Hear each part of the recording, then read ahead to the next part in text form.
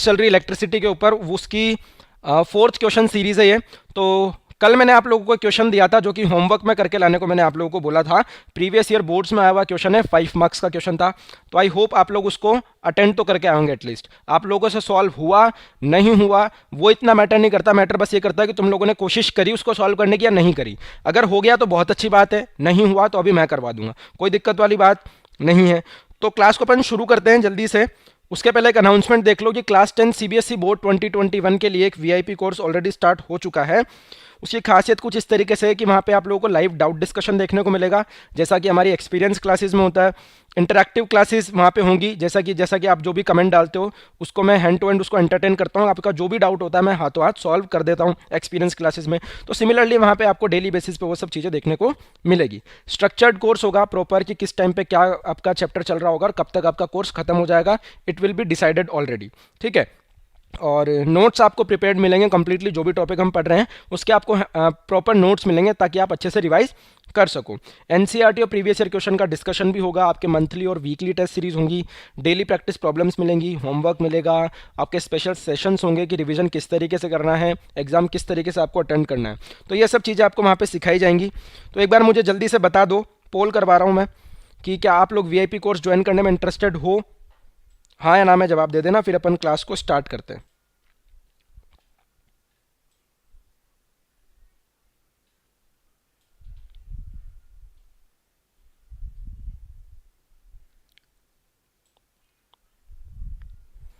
चलो बेटा, तो अपन शुरू करते हैं क्लास को बिना किसी देरी के क्विज के साथ। तो पहला क्विज है, अटेंड करो इसको जल्दी से। पोल का रिस्पॉन्स दे दिया ना सब लोगों ने? अब ये जो पहला क्विज आया है आप लोगों के सामने, इसको जल्दी से अटेंड करो।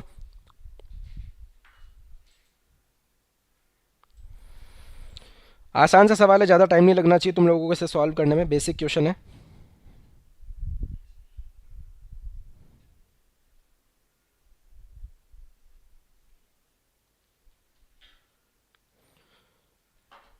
क्विज आ गया बेटा? चलो अगला सवाल। अगला सवाल है, device that maintains electric potential difference between 2 points is called. अरे जो डिवाइस पोटेंशियल डिफरेंस मेंटेन करके रखती है उसे क्या बोलते हैं अपन? जल्दी से बता दो।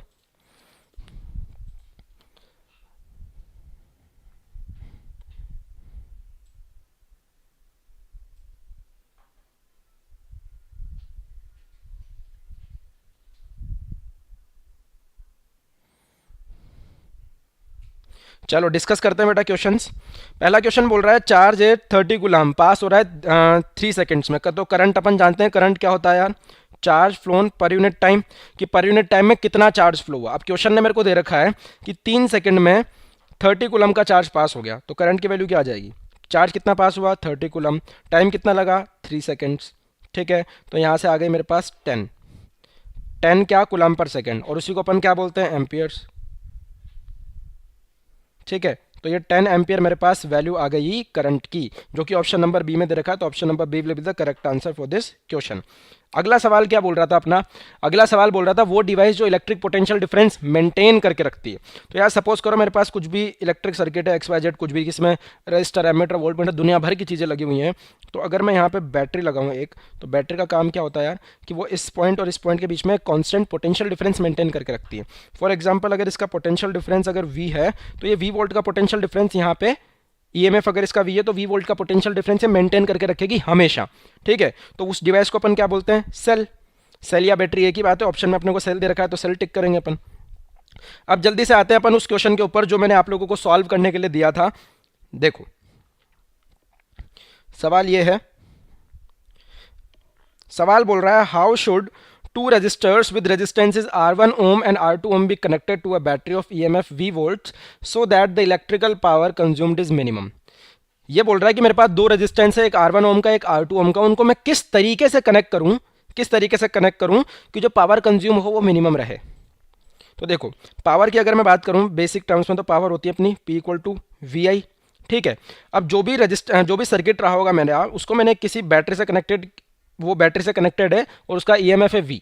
तो जो ईएमएफ वी है वो तो फिक्स्ड है, बैटरी तो मैंने चेंज करी नहीं, तो ईएमएफ तो फिक्स्ड है, यानी कि ये वैल्यू तो कांस्टेंट है, ठीक है। पावर चाहिए मेरे को मिनिमम, और अगर पावर मिनिमम होनी चाहिए यानी कि करंट मिनिमम होना चाहिए।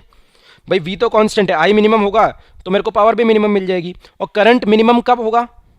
जब रेजिस्टेंस मैक्सिमम होगा। भाई करंट मिनिमम कब होगा? जब रेजिस्टेंस मैक्सिमम होगा। तो रेजिस्टेंस अपना मैक्सिमम होना चाहिए। और अब तुम ये बात मेरे को बताओ कि अगर तुम्हारे पास दो रेजिस्टेंस है और उससे तुम्हें मैक्सिमम से मैक्सिमम रेजिस्टेंस बनाना है, तो तुम उसे सीरीज में कनेक्ट करोगे कि पैरेलल में कनेक्ट करोगे? जल्दी से बताओ मेरे को। भाई सीरीज में कनेक्ट करोगे कि पैरेलल में कनेक्ट करोगे? जो लोग बोल रहे हैं पैरेलल में कनेक्ट करेंगे, बेटा याद करो, अगर दो रेजिस्टेंसेस को मैं पैरेलल में कनेक्ट करता हूं तो जो रिजल्टेंट रेजिस्टेंस आता है उसकी वैल्यू उन दोनों रेजिस्टेंसेस से कम होती है। फॉर एग्जाम्पल अगर मैं 2 ओम और 2 ओम के दो रेजिस्टेंसेस को पैरेलल में कनेक्ट कर रहा हूं तो जो रिजल्टेंट रेजिस्टेंस आएगा वो 1 ओम आएगा। और वहीं पे अगर मैं 2 ओम और 2 ओम के रेजिस्टेंस को सीरीज में कनेक्ट करूंगा तो जो इक्विवेलेंट रेजिस्टेंस आएगा वो आएगा 4 ओम। तो रेजिस्टेंस ज़्यादा कब आएगा? जब मैं उनको सीरीज में कनेक्ट करूंगा। ठीक है बेटे, तो फर्स्ट पार्ट का आंसर तो क्या हो गया कि मुझे किस में कनेक्ट करना चाहिए उन लोगों को, उन दोनों रेजिस्टेंसेस को? सीरीज में। और ये 5 मार्क का क्वेश्चन है। 5 मार्क के क्वेश्चन में से आपके लिए ये जो फर्स्ट पार्ट था ये 1 मार्क का था। ठीक है, ये 1 मार्क का पार्ट था, जो ए पार्ट था, इसके लिए आपको मिलते पूरे पूरे 1 मार्क। ठीक है बेटा, अगला पार्ट क्या बोल रहा था? अगला पार्ट बोल रहा था in a house 3 bulbs of 100 watt each are lighted for 5 hours daily. 2 fans of 50 watt each are used for 10 hours daily, and electric heater of 1 kilowatt hour is used for half an hour daily. Calculate the total energy consumed in a month of 31 days and its cost at the rate of 3.60 rupees per kilowatt hour. यह आया था आपके 2017 boards में। ठीक है, तो देखो सवाल आसान है, बस थोड़ा सा लंबा है। आपको क्या करना है, जैसे बल्ब जलाया तो बल्ब के लिए एनर्जी कैलकुलेट कर लो, फिर अपन ने फैन चलाया तो उसके लिए एनर्जी कैलकुलेट कर लो, इलेक्ट्रिक हीटर के लिए कर लो, पर डे में कितनी करेंगे ये, फिर एक दिन में अगर इतनी कर रहे हैं तो 31 डेज में कितनी करेंगे वो निकाल लेना। फिर उसके बाद टोटल एनर्जी आ गई तुम्हारे पास कितनी कंज्यूम हुई। ठीक है, और एक यूनिट एनर्जी के लिए तुम्हें रेट दे रखी है 3.60, तो जो टोटल एनर्जी आएगी उसको 3.60 से मल्टीप्लाई कर दोगे तो तुम्हारे पास महीने का इलेक्ट्रिसिटी बिल आ जाएगा। ठीक है, करके देखते हैं इसको। प्लॉट समझ में आया? पहले करना कैसे देखो। पहली बात तो मेरे को क्या दे रखा है, सबसे पहले मेरे को दे रखा है भैया कि 3 बल्ब है जो 100 वाट के हैं और वो चल रहे हैं 5 घंटे डेली, तो उनकी एनर्जी कैसे निकालूंगा मैं? भाई एनर्जी क्या है? Power into time.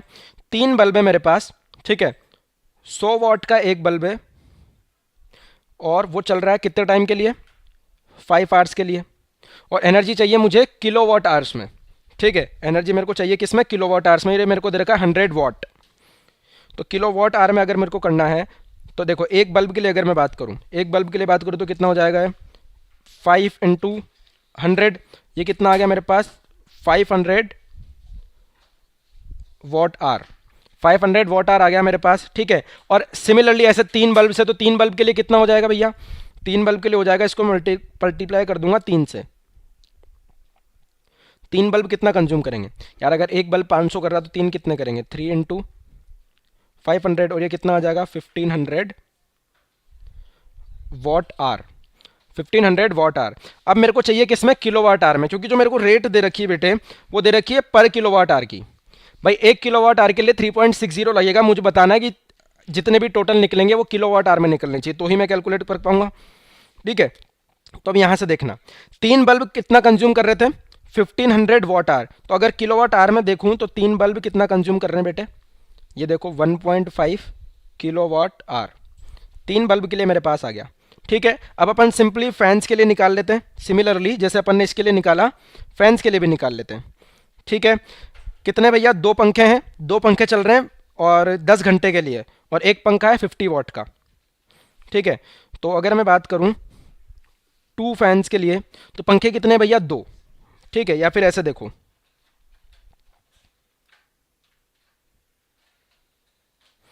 ठीक है, एक पंखा कितने का है? 50 वॉट का। वो दिन में कितने घंटे चल रहा है? दिन में चल रहा है वो 10 घंटे, डेली 10 घंटे चल रहा है। तो एक पंखा कितना कंज्यूम करेगा? 50 इंटू 10 वॉट आर। और ऐसे कितने पंखे हैं? 2 पंखे, तो इसको 2 से मल्टीप्लाई कर दूंगा तो ये कितना आ जाएगा मेरे पास? 500 इंटू 2 यानी कि 1000, और 1000 ये आएगा वॉट आर में, और मुझे किलोवाट आवर में चाहिए तो इसको डिवाइड कर दूंगा 1000 से, तो ये आ जाएगा 1 किलोवाट आवर। यानी 2 पंखों का मेरे पास आ चुका, 2 पंखों का मेरे पास आ चुका। यार तुम लोग अटेंड करके आए होंगे इस क्वेश्चन को, तो बहुत आसानी से समझ में आ रहा होगा तुम्हें ये, ठीक है। अब सिमिलरली इलेक्ट्रिक हीटर के लिए भी निकाल लेता हूँ। इलेक्ट्रिक हीटर के लिए बात करूँ तो 1 किलोवाट आवर का है, मतलब इसकी एनर्जी मेरे को ऑलरेडी दे रखी है, कितनी 1 किलोवाट आवर, यानी कि 1 घंटे में ये 1 किलोवाट की एनर्जी कंज्यूम करेगा। और ये चल कितने रहा है, दिन में आधा घंटा चल रहा है, तो जब 1 घंटे में 1 किलोवाट कंज्यूम करेगा पावर, तो आधे घंटे में कितनी करेगा 0.5। तो इलेक्ट्रिक हीटर के लिए अगर बात करूं, इलेक्ट्रिक हीटर के लिए बात करूं तो 1 किलोवाट आवर का है और चल कितना रहा है, हाफ आवर। तो यहां से कितना आ गया तुम्हारे पास 0.5 किलोवाट आवर, मतलब 1 घंटे में इतनी करता, तो आधे घंटे में कितनी करेगा 0.5 किलोवाट आवर। ये आ गई तुम्हारे पास एनर्जी 1 दिन की। 1 दिन में कितनी करेगा ये, अब टोटल निकाल लो भैया। 3 बल्ब इतना कर रहे थे, 2 पंखे इतना कर रहे थे, 1 इलेक्ट्रिक हीटर इतनी कर रहा था, तो इन 1 डे, 1 दिन में कितनी करेंगे ये 1.5 किलोवाट आवर तो बल्ब कर लेंगे, प्लस 1 किलोवाट आवर तुम्हारा कौन कर लेगा, पंखा कर लेगा, प्लस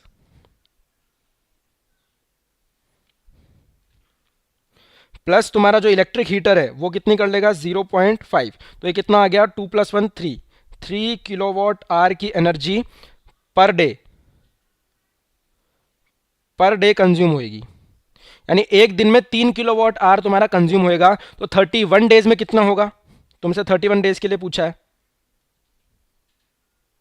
31 डेज में हो जाएगा 3 × 31 किलोवाट आवर। तो पूरे महीने में अगर 31 दिन का महीना है तो कितनी कवर होएगी, ये कवर हो जाएगी 93 किलोवाट आवर। यानी 31 दिन में तुम्हारी 93 किलोवाट आवर की एनर्जी कंज्यूम हो जाएगी, ठीक है। अब 31 दिन में तुम्हारी 31 डेज में कितनी एनर्जी कंज्यूम हुई ये तो आ गया। पर यूनिट एनर्जी कितनी है, पर यूनिट की कॉस्ट कितनी है, पर यूनिट एनर्जी की कॉस्ट है 3.60 रुपीज़, ठीक है। तो अब तुम्हारे पास कंज्यूम कितनी हुई, तुम्हारे पास कंज्यूम हुई 93 किलोवाट आवर। तो इन रुपीज़ निकालोगे अगर तुम, इन रुपीज़ फॉर 31 डेज, इसको किससे मल्टीप्लाई कर दोगे भैया, 1 किलोवाट का आर है, 1 किलोवाट आर के लिए है 3.60 रुपीज़, तो 93 किलोवाट आर के लिए कितना हो जाएगा 91 × 3.60, और इसकी वैल्यू तुम कैलकुलेट करोगे तो कितनी आ जाएगी तुम्हारे पास 334.8 रुपीज़, ठीक है। या आजकल तो रुपया का साइन बदल गया है, आजकल तो ऐसा हो गया ना, ऐसे ऐसे करके ऐसे, ठीक है। वो लगा लो, ये लगा लो, एक ही बात है। अल्टीमेटली तुम्हें आंसर से मतलब है, नंबर इसमें भी तुम्हें पूरे ही मिलेंगे, ठीक है। तो आई होप तुम लोगों को ये समझ आया होगा। बहुत बढ़िया, बहुत बढ़िया, बहुत बढ़िया। चलो, तो अल्टीमेटली अपन ने किया क्या वो मैं दोबारा बता देता हूं तुम्हें। मुझे दे रखा था सेकंड पार्ट में कि 3 बल्ब चल रहे हैं 100 वाट के 5 घंटे के लिए, 2 पंखे चल रहे हैं 50 वाट के 10 घंटे के लिए, और 1 किलोवाट आवर का इलेक्ट्रिक हीटर चल रहा है आधे घंटे के लिए। तो 1 दिन में टोटल एनर्जी कितनी कंज्यूम होगी वो मैंने निकाल ली। मुझसे पूछा था 31 दिन में बिल कितना आएगा, तो 1 दिन की मेरे पास आ गई, 31 दिन में कितनी होगी उसको मैंने 31 से मल्टीप्लाई कर दिया, ठीक है। इतनी यूनिट आ गई मेरे पास, कितनी 93 किलोवाट आवर, और 1 किलोवाट आवर की रेट कितनी है 3.60, तो 93 किलोवाट आवर की कितनी हो जाएगी 334.8 रुपीज़। यानी महीने का बिल तुम्हारा पता है कितना आएगा 334.8 रुपीज़। समझ आई बात। इलेक्ट्रिसिटी बिल जो तुम्हारे घर के बिल आते हैं ना वो इसी तरीके से कैलकुलेट होते हैं, ठीक है। अल्टीमेटली बात जो तुम्हारा मीटर होता है ना वो काउंट कर रहा होता है ये कितनी यूनिट बिजली तुम कितनी यूनिट इलेक्ट्रिसिटी तुम डेली बेसिस पे यूज़ कर रहे हो, ठीक है। और जितनी यूनिट तुम यूज़ करते हो पर यूनिट के रेट से उसको मल्टीप्लाई कर दिया जाता है। अब वो बात अलग है, अलग अलग जगह पे पर यूनिट इलेक्ट्रिसिटी की प्राइस अलग अलग होती है, ठीक है। अब अगर इसके मार्क्स डिस्ट्रीब्यूशन की बात करूँ तो ये जो पहला पार्ट था तुम्हारा ये था 1 मार्क का, ठीक है, 5 मार्क का क्वेश्चन था ना। तो जो फर्स्ट पार्ट था तुम्हारा 1 मार्क का था, उसके बाद ये जो तुमने निकाला ना, ये जो बेटे तुमने निकाला कि बल्ब के लिए कितना लगेगा, इसके लिए 1 मार्क था। फिर तुमने निकाला फैन के लिए कितना लगेगा, इसका 1 मार्क था, ठीक है। और तुमने निकाला इलेक्ट्रिक हीटर का कितना है, इसका 1 मार्क था, ठीक है। फिर उसके बाद तुमने निकाला कि भैया 1 दिन में इतना है तो 31 डेज में कितना होगा, उसके लिए तुम्हारा था आधा मार्क, ठीक है। और ये जो तुमने फाइनल आंसर निकाला उसको 3.60 से मल्टीप्लाई करके, इसके लिए था तुम्हारे पास आधा मार्क। तो इस तरीके से ये स्टेप मार्किंग का क्वेश्चन था, पूरे तुम्हें 5 नंबर देके जाता अगर तुम पूरा सॉल्व कर देते तो। 1 मार्क फर्स्ट पार्ट का, फिर 3 एलिमेंट्स के लिए तुमने सॉल्व किया, बल्ब, फैन और इलेक्ट्रिक हीटर, तो 3 मार्क्स उसके 4 हो गए और आधे आधे नंबर के ये थे जो तुमने बात की कैलकुलेशन करी। ठीक है, तो चमका के नहीं चमका मेरे बेटे, जल्दी से बता दो। ठीक है, थोड़ा सा लेंथी क्वेश्चन था ये, तुम लोग अटेंड करके आए हो, तुम्हें आसानी से समझ में आ गया होगा अगर अटेंड करके आए हो तो।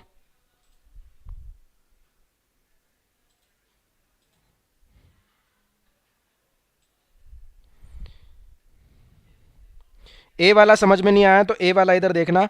ए वाला ये बोल रहा था कि भैया पावर जो है मिनिमम होनी चाहिए, तो पावर क्या होता है, V into I. V into I होती है मेनली पावर। ठीक है, अब वी तो कांस्टेंट है क्योंकि मैंने वी वोल्ट की बैटरी लगा रखी है, वी तो चेंज होगी नहीं। आई मिनिमम होगा तो पावर मिनिमम आ जाएगी। भैया आई अगर मिनिमम होगा तो पावर भी मिनिमम आ जाएगी। करंट मिनिमम कब होगा, जब करंट को रोकता कौन है, करंट को रेस्ट्रिक्ट कौन करता है, रेजिस्टेंस। तो करंट मिनिमम कब होगा, जब रेजिस्टेंस मैक्सिमम होगा। रेजिस्टेंस मैक्सिमम कब होगा, जब उनको मैं सीरीज में कनेक्ट करूंगा। अगर उनको पैरेलल में कनेक्ट करूंगा तो रेजिस्टेंस जो इक्विवेलेंट आएगा उसकी वैल्यू कम होगी एज कंपेयर टू जब मैं उन दोनों को सीरीज में कनेक्ट करूंगा, क्योंकि सीरीज में कनेक्ट करने पे मेरे को सिंपली ऐड हो जाते हैं। अब एग्जाम्पल भी देके बताया था कि दो अगर रेजिस्टेंस है मेरे पास 2 ओम के, ठीक है, तो 2 ओम और 2 ओम को सीरीज में कनेक्ट करूंगा तो 4 ओम आएगा, और वहीं पे उनको पैरेलल में कनेक्ट करूंगा तो 1 ओम आएगा। तो करंट मुझे कम कब मिलेगा, जब रेजिस्टेंस ज़्यादा होगा, और ज़्यादा कब मिल रहा है, जब मैं उनको सीरीज में कनेक्ट कर रहा हूँ। पक्की बात बेटे, तो आई होप ये तुम्हें समझ आया होगा अच्छे से। अगले सवाल पे आते हैं अपन लोग। अगला सवाल ये बोर्ड्स में आया हुआ क्वेश्चन है ये भी।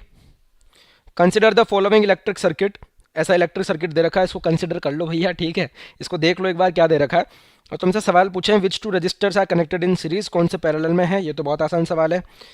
अगर हर रजिस्टर 2 ओम का है तो कितना करंट फ्लो होगा सर्किट में, ये भी तुम्हें बताना है। ठीक है, ये तुम्हारा 3 मार्क्स का क्वेश्चन था।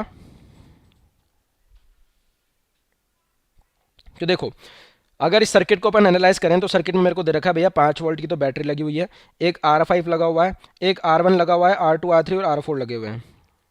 तो अगर तुमसे पूछा जाए कि सीरीज में कौन कौन है, तो सीरीज में देखना यार, सीरीज में देखो R5 है, उसके बाद ये रेजिस्टेंस है, लेकिन इसको मैंने शॉर्ट कर दिया है। इसको शॉर्ट कर दिया, इसका मतलब ये है कि भैया R1 में से तो कोई करंट जाएगा ही नहीं। आई होप ये बात सब लोगों को पता है कि अगर भैया रेजिस्टेंस करता क्या है, करंट को रेस्ट्रिक्ट करता है। तो यार अगर तुम्हारे पास 2 पाथ हैं, एक तो है भैया गली कूचे वाली लाइन है जिसमें बहुत जब स्पीड ब्रेकर्स हैं और रास्ता भी अच्छा नहीं है, और एक है तुम्हारे पास एकदम स्मूथ हाईवे, तो तुम प्रेफर करोगे कि तुम स्मूथ हाईवे पे जाओ। ठीक है, तो ये वही है, ये स्मूथ हाईवे तुम्हारे लिए, और यहाँ पे ये रेजिस्टेंसेज लगे हुए हैं, यहाँ पे रास्ता खराब है, तो जो करंट है वो एज इट इज इस पूरा का पूरा करंट इसमें से चला जाएगा, इसमें से कुछ भी करंट नहीं जाएगा, इसमें से कोई करंट नहीं जाएगा, तो ये रेजिस्टेंस तो मैटर ही नहीं कर रहा। अब ये जो R2 R3 है मुझे दिख रहे हैं कि ये पैरेलल में है, क्योंकि ये दोनों पॉइंट्स इनके आपस में कनेक्टेड है और ये दोनों पॉइंट्स भी आपस में कनेक्टेड है। तो ये R3 ऐसे है और R2 ऐसे, इनके दोनों पॉइंट्स आपस में कनेक्टेड है, तो R2 R3 तो पैरेलल में। सीरीज में कौन है, सीरीज में है R5, उसके बाद ये जो कुछ भी नेटवर्क है ये आया, उसके बाद R4 आ गया। ठीक है, तो R4 और R5 सीरीज में है। ये तो बहुत आसान पार्ट है यार, इसमें एक्सप्लेन करने का भी इतना कुछ है नहीं भैया। 2 रेजिस्टेंस पैरेलल में कब होते हैं, सीरीज में कब होते हैं, आई होप ये सब लोगों को पता है। ठीक है, चलो अगला पार्ट बोल रहा है if every register is of 2 ओम, 2 ओम का रेजिस्टेंस है सारे के सारे, तो कितना करंट फ्लो होगा। अब तुम्हें इस सर्किट को सॉल्व करना है।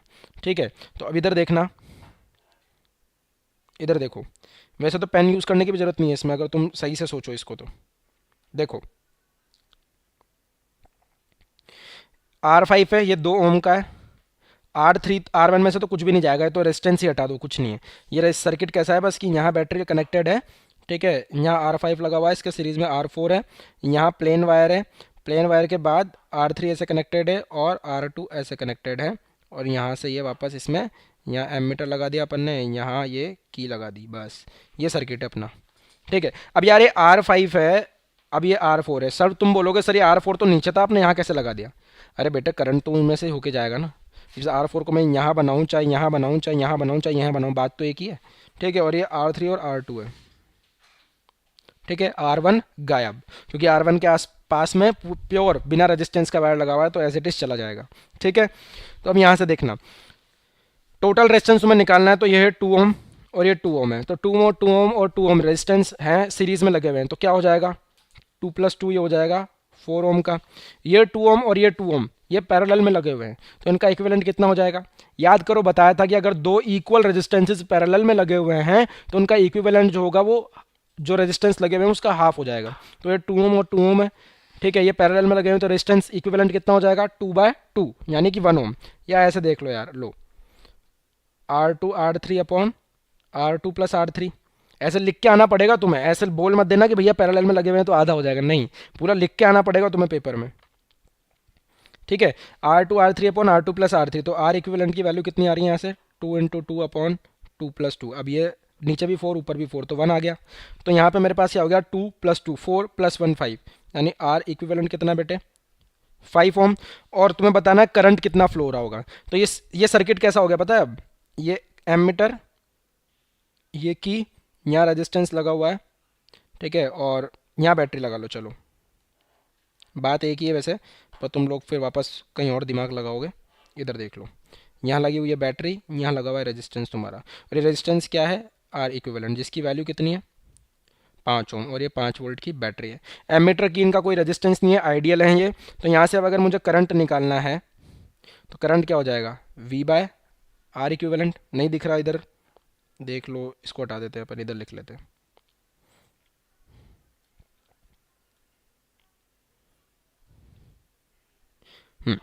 आई कितना हो जाएगा तुम्हारे पास? V/R इक्विवेलेंट, ठीक है।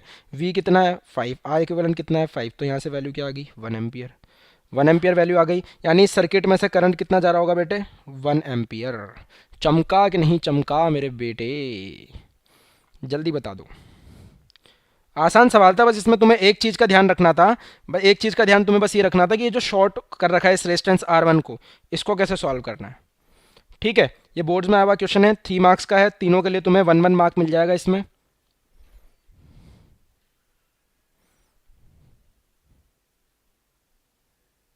सॉरी 1 मार्क नहीं मिलेगा। ये जो फर्स्ट पार्ट था ये हाफ मार्क्स का, ये हाफ मार्क्स का, और ये 2 मार्क्स का है, ठीक है। फर्स्ट और सेकंड पार्ट जो है आधे आधे नंबर के हैं, ये तुम्हें दोनों मिलके 1 नंबर देके जाएंगे, और बाकी जो थर्ड पार्ट है तुम्हें 2 नंबर देके जाएगा, क्योंकि इसमें तुम्हें पूरा सर्किट सॉल्व करके और करंट की वैल्यू निकाल के लानी है। पक्की बात है बेटे? चलें अपन आगे अब।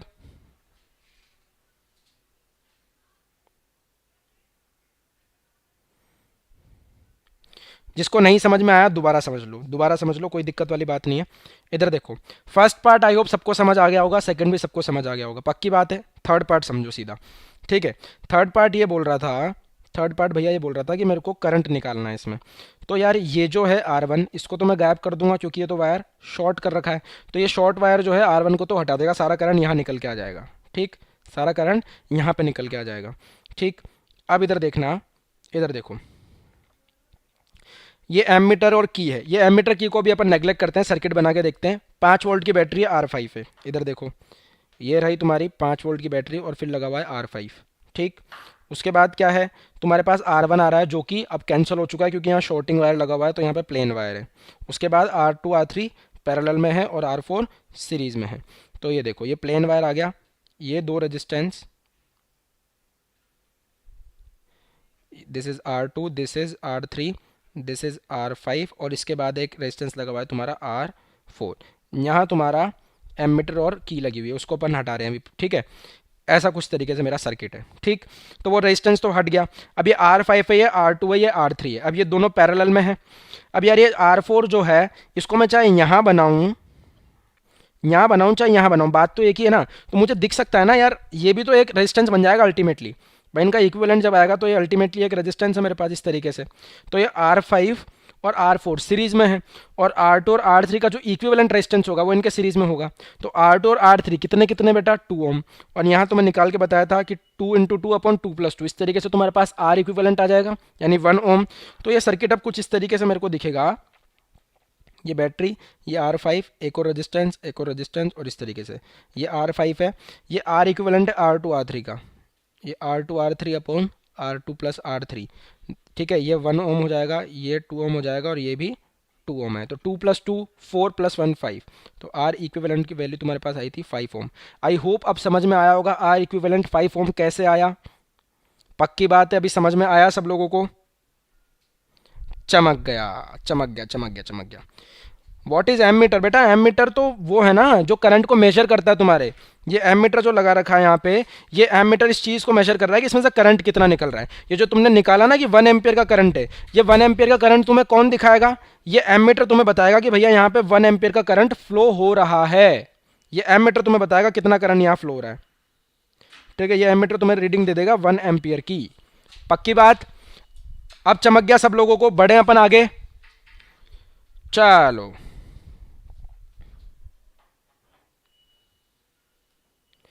अगला सवाल। अगला सवाल बोल रहा है 250 watt electric bulb is lighted for 5 hours daily and 4 6 watt bulbs are lighted for 4.5 hours daily. Calculate the energy consumed in kilowatt hour in the month of February in year 2020। Same सवाल कर चुके अपन question number 1 के B part में। उसी का एक और example treat कर सकते हो इसको। अब तुम इसको बहुत आसानी से सॉल्व कर दोगे। कैसे? देखो, तुम्हें दे रखा है 250 वॉट के इलेक्ट्रिक बल्ब है। ठीक है, एक ही बल्ब है। कितने का है? 250 वॉट का। और कितनी देर चल रहा है? 5 आवर्स। ठीक है, तुम्हारे पास 4 6 वॉट के बल्ब हैं। ठीक है, जो 4.5 आवर्स पर डे तुम यूज़ कर रहे हो उनको। तो बताओ कितनी एनर्जी कंज्यूम होगी 2020 के फरवरी मंथ में? बताओ भाई। तो तुम पहले तो ये निकालो कि एक दिन में कितनी एनर्जी कंज्यूम होगी। ठीक है, पहले ये निकालो कि एक दिन में कितनी एनर्जी कंज्यूम होगी। देखो भैया, ये दे रखा है मेरे को 250 वॉट। एनर्जी क्या होगा? Power into time. एनर्जी हो जाएगी पावर इनटू टाइम। तो ये हो जाएगी पावर कितनी है भैया? बल्ब के लिए कैलकुलेट करूँ तो 250 वॉट, टाइम कितना है? 5 आवर्स। ठीक है, तो ये हो जाएगा 1250। ये हो जाएगा तुम्हारे पास कितना? 1250 वॉट आवर। ये हो जाएगा वॉट आवर। और तुम्हें चाहिए किलो वॉट आवर में, क्योंकि इस सवाल ने दे रखा है किलो वॉट आवर में तुम्हें आंसर करना है। तो किलो वॉट आवर में करोगे तो 1000 से डिवाइड कर दोगे। तो एनर्जी फॉर वन बल्ब कितना आ गया? ये 1.25 किलो वॉट आवर। ये आ गया। अब ये जो 6 बल्ब थे तुम्हारे पास, सॉरी 4 बल्ब थे 6 वॉट के, इनके लिए कितना आएगा? इसके लिए तो हो गया। अब इसके लिए निकालते हैं। कैसे निकालोगे? 6 वॉट के बल्ब है तो एनर्जी हो जाएगी पावर इनटू टाइम। तो पावर हो गई 6, टाइम कितना है? 4.5। तो इसको 9/2 लिख देता हूँ मैं। तो एक दिन में ये इतने टाइम के लिए चल रहा है एक बल्ब। ठीक है, ऐसे कितने बल्ब हैं? 4। तो इसको 4 से मल्टीप्लाई कर दिया मैंने। तो ये कितना हो जाएगा? 2 से 2 टाइम्स गया। ये हो जाएगा 12 into 9 that is 108 watt hour. ठीक है, ये किसके लिए है? जो 6 वॉट के 4 बल्ब थे मेरे पास उनके लिए है। तो तुम्हें पूरा प्रॉपर लिख के आना है इसको कि for a bulb of 6 what. ये किसके लिए है? For a bulb of 6 what. 4.5 घंटे चल रहा है, 4.5 आवर्स अ डे चल रहा है वो। तो एक बल्ब कितना कंज्यूम करेगा? 108 वॉट आवर। तो 4 बल्ब कितना कंज्यूम करेंगे बेटे? एक second. Okay okay okay, 6 bulbs 4.5 hours के लिए। ओके, ये चारों बल्ब का निकाला है अपन ने। 4 बल्ब्स।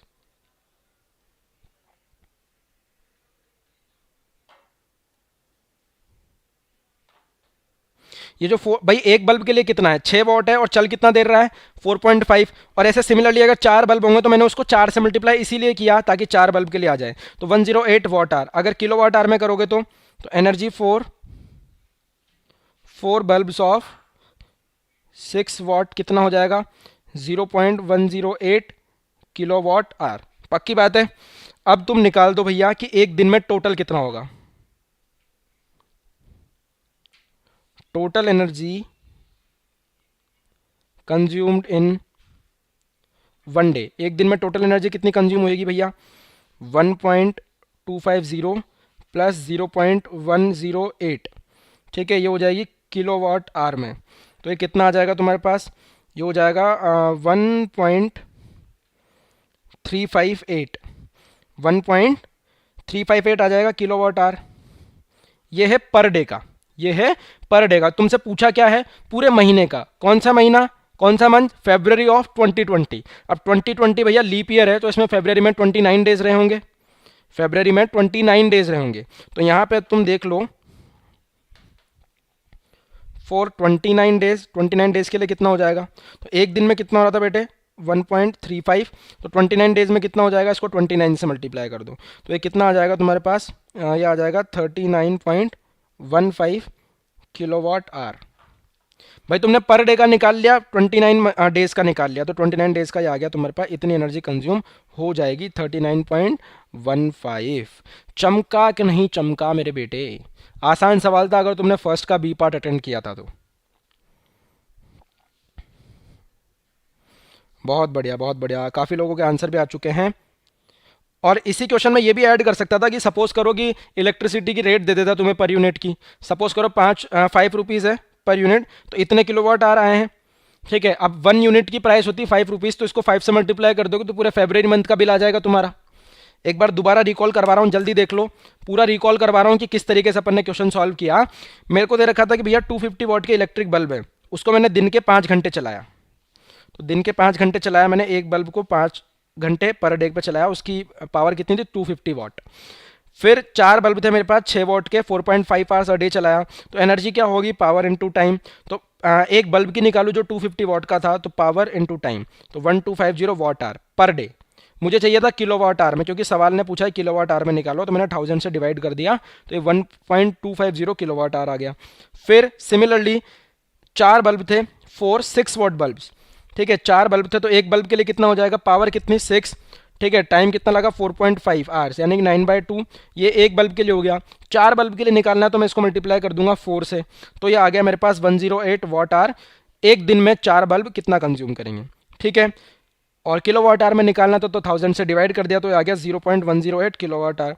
अब टोटल एनर्जी पूरे दिन में कितनी हुई, तो 4 बल्ब तो है 6 वॉट के और एक बल्ब 250 वॉट का, उनकी एनर्जी को ऐड कर दिया मैंने, तो आ गया 1.250, ये आ गया 0.108 किलोवाट आवर, ठीक। और इनको पूरा तुमने ऐड किया तो 1.358 आ गया पर डे। ये है पर डे का डेटा। अब तुम्हें बताना है फरवरी 2020 में, तो लीप ईयर है, लीप ईयर है तो 29 डेज हैं, तो उसको तुमने 29 से मल्टीप्लाई कर दिया, ठीक है, 29 से मल्टीप्लाई कर दिया, तो 29 से मल्टीप्लाई कर दो 39.15, तुम्हारे पास आंसर निकल के आ गया। बता दो बेटा चमका कि नहीं चमका? आई होप अब सबको समझ आ गया होगा, ठीक है।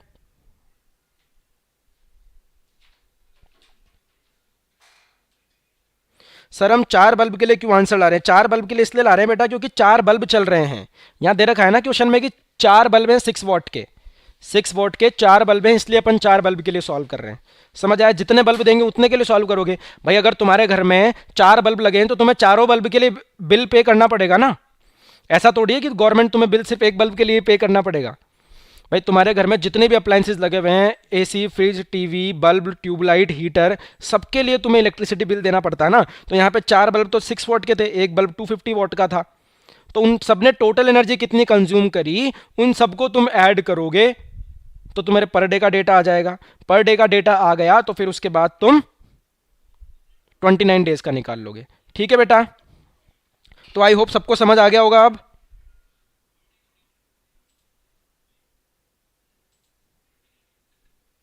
ओके ओके ओके,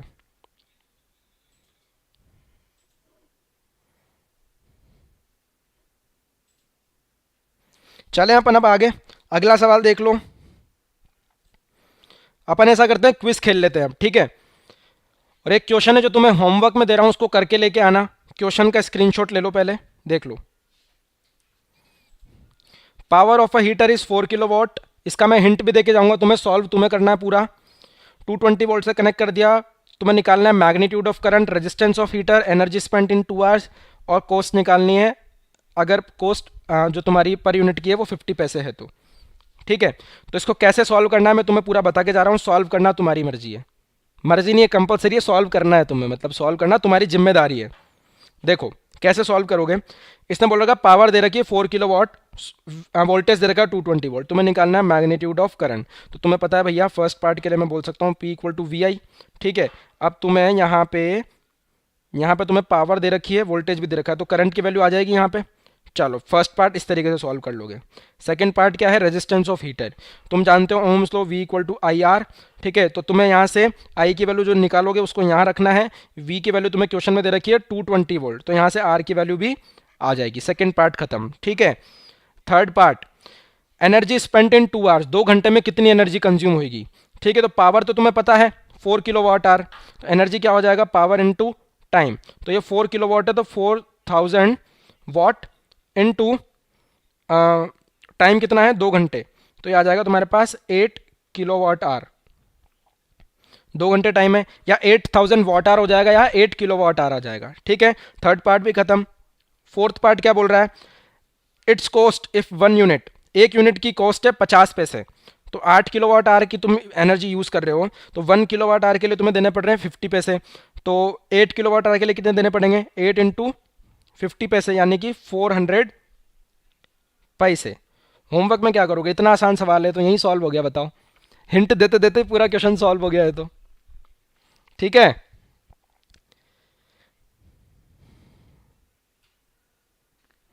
चलो चलो चलो चलो चलो, बहुत बढ़िया बहुत बढ़िया।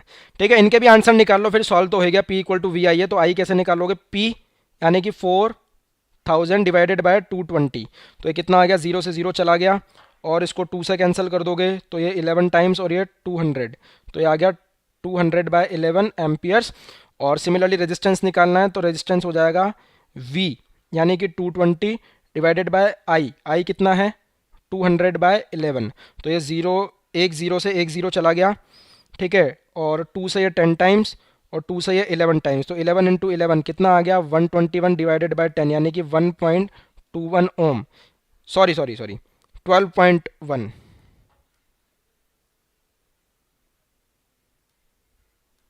ये आ जाएगा तुम्हारे पास 12.1 ओम। रेजिस्टेंस की वैल्यू भी आ गई, एनर्जी तुम निकाल ही चुके हो 8 किलो वाट आवर, और पावर भी निकाल ली। खत्म खत्म खत्म। हाँ बेटे, मजे आ गए, चमक गया सब लोगों को। चमक गया हो तो मुझे जल्दी से कमेंट सेक्शन में बताओ, फिर अपन क्विज खेलते हैं अगला। चलो बेटा, सेकंड क्विज। सेकंड क्विज तुम लोगों की स्क्रीन के सामने ये रहा। When a wire of uniform cross section A, length T and resistance R is bent into a complete circle, resistance between any two of diagrammatically opposite point, diagrammatically नहीं आएगा बेटा, diametrically आएगा।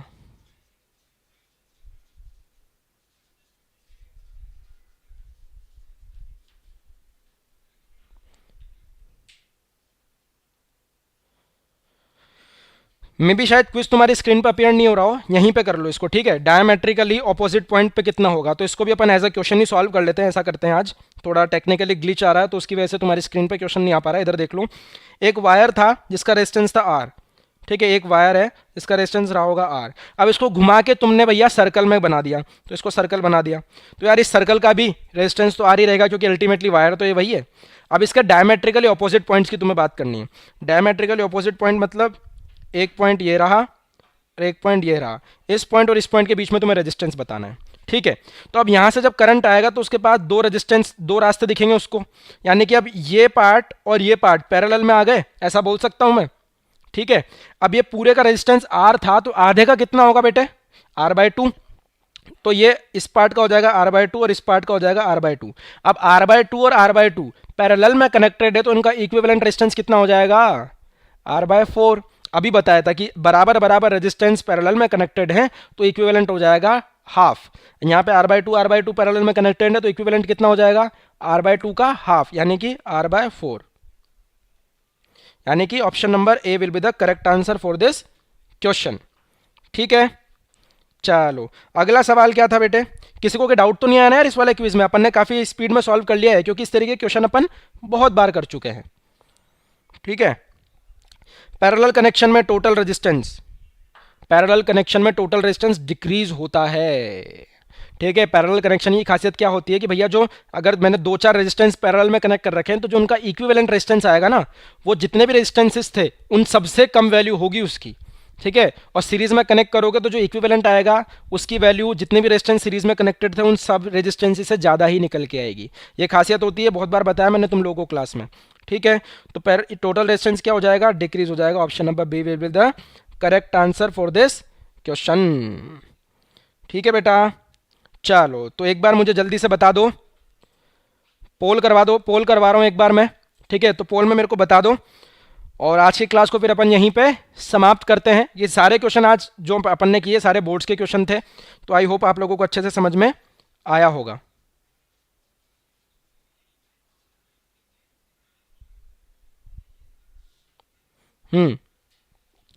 पोल करवा रहा हूँ बेटा, जल्दी से बता दो मेरे को, फिर अपन क्लास को एंड करते हैं।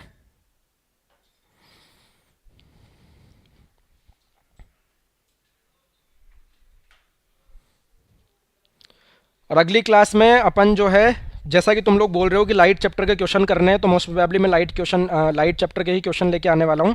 और जिन लोगों को, अच्छा हाँ सुन लो एक बात और, जिन लोगों को लाइट चैप्टर पढ़ना है, जिन लोगों को लाइट चैप्टर पढ़ना है, वो अपना जो दूसरा वाला बैच चल रहा है 10th क्लास का, जो कि शाम को 6 बजे जिसकी क्लास होती है, उस बैच में आ जाना। वहां पे मैं लाइट चैप्टर के तुम्हें मतलब पूरा चैप्टर पढ़ाऊंगा। और ये जो 8 बजे वाला बैच अपना, इसमें सिर्फ क्वेश्चन सीरीज चलेगी, तो वहां पे आके पढ़ना और यहाँ पे और एक्स्ट्रा क्वेश्चंस कर लेना। वहां पे मैं एग्जांपल्स के लिए 1-2 क्वेश्चन कराऊंगा, बाकी क्वेश्चन सीरीज जो है हमारी लाइट चैप्टर की रात को 8 बजे वाला जो बैच है उसमें होगी, और 6 PM वाला जो बैच है उसका पूरा टाइम टेबल आप लोगों को पता ही ऑलरेडी, ठीक है। तो उस बैच में अपन लाइट चैप्टर शुरू कर रहे हैं अगली जो क्लास होगी उसके बाद से, ठीक है। अगली जो भी क्लास है अपनी 6 PM वाली, उसमें अपन लाइट चैप्टर शुरू कर देंगे। और 8 बजे वाले जो बैच है उसमें नेक्स्ट लेक्चर से ही मैं आप लोगों के लिए लाइट चैप्टर के क्वेश्चंस लेके आ जाऊंगा, ठीक है बेटा। तो आई होप आप सब लोग जो बोल रहे थे लाइट चैप्टर, वो अपन नेक्स्ट क्लास से शुरू करने वाले हैं, ठीक है। तो तब तक मजे मारो, क्रिसमस है, merry Christmas to all of you, ठीक है बेटा। मिलते हैं अपन अगली क्लास में, तब तक बाय बाय।